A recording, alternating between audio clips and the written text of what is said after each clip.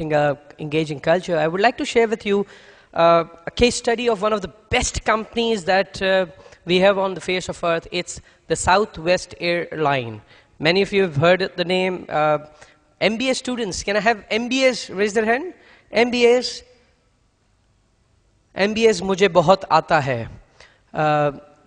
MBAs और CS का फ़र्क के ऊपर बहुत बात होता है और there's only one reason. CA काम की बात करते हैं, MBA उसके अलावा बात करते हैं, and still they get paid more. So that's the best part. That's the best part anyways. Southwest Airline is one of the greatest companies known when it comes to culture. Or why I've chosen it, अभी आपको तकरीबन लोगों को पता चलेगा, because most of you have traveled. Southwest Airline, no one competes with them on cost because they are the cheapest airline on the face of earth on their respective economy. They've never gone into losses since their year of inspection, जब death था उनके ऊपर. Southwest Airline have created a unique culture in the plane. We have some common announcements जो aviation authority को बताया जाए तो कहते हैं ये तो ज़रूरी है. What are those announcements? You're all requested not to smoke in the plane. Especially Sukkur और मुल्तान की flights में अलग से announcement होता है. There are smoke detectors in washroom. And I've been just wondering कि आप ज़बरदस्ती provoke कर रहे हो, पी के दिखाओ. Southwest Airline have another way of doing it, and it comes through their employees, because employees engaged, ideas awesome. So they have another announcement. An announcement goes like this. You're all requested kindly not to smoke in the airplane. However, if you still wish to smoke, you can always go out of the plane, sit on the wings and enjoy the movie Gone with the Wind. Duh. And I shared this thing with one of the local airlines और उन्होंने कहा no, U-phone की ad के बाद हम ये announcement नहीं कर सकते, वो वाकई चले जाएंगे. It's amazing. Then we have our good little pilot. We have two pilots, pilot and the co-pilot. And pilot is sitting up there and sharing some really unwanted facts. We are flying at this height. अब हमने कौन सा कूदना है? And one more interesting thing हमारी मासूम आवाम के साथ जो होती है, बाहर का दर्जा हरारत -40 डिग्री सेंटीग्रेड है. And the person sitting next to me said, झूठ बोलता है, धूप निकली हुई है, मनफी कैसे हो सकता है? And the last thing that can happen in the airplane is हम नवाब शाह के ऊपर से गुजर रहे हैं. Because ये आवाम इतना डिस्काउंट चाहती है, वो उठ के नवाब शाह देखने जाती है. अब हम इतना भी नीचे नहीं है कि हम दुकान से चीजें खरीद लेंगे. But unnecessary announcement. Southwest Airline have their own announcement. The pilot have their headphone, walking in the plane crew meeting with people sitting over there, and then while leaving, he said, "Actually, my friend, that is the co-pilot, huh? Actually, my friend was sleeping, so I just thought of walking around." And you know what?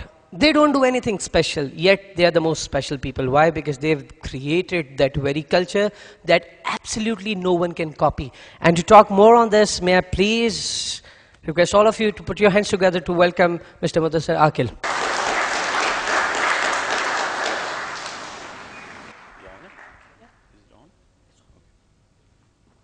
Thank you, Suhail, for a very generous and entertaining introduction.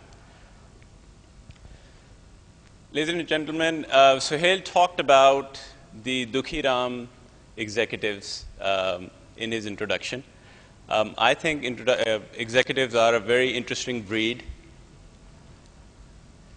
For instance, this our friend here on the screen also appears to be a Dukhi Ram CEO, and he wants the culture of his company fixed by this afternoon.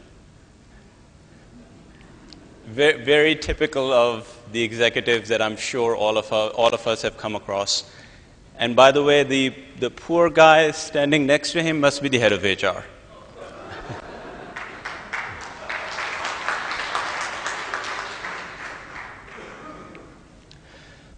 Culture is a tough one. Culture is the soul of an organization. It is about values, mindsets, and behaviors. It's not only about numbers. Culture does translate into numbers. So we need to tackle it a little differently.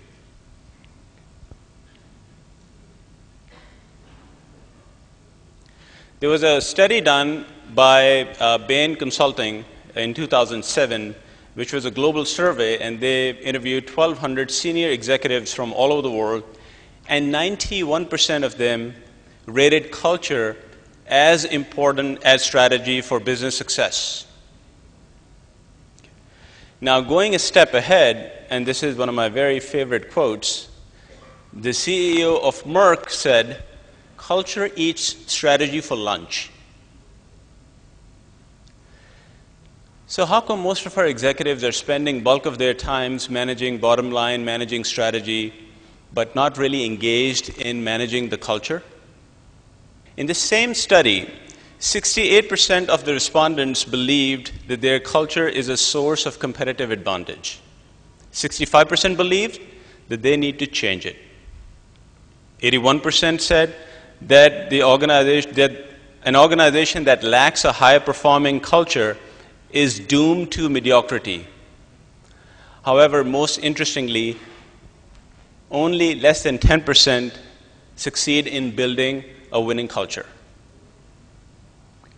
So everyone seems to know the importance of a winning culture, but we can't seem to figure out how to do it, right?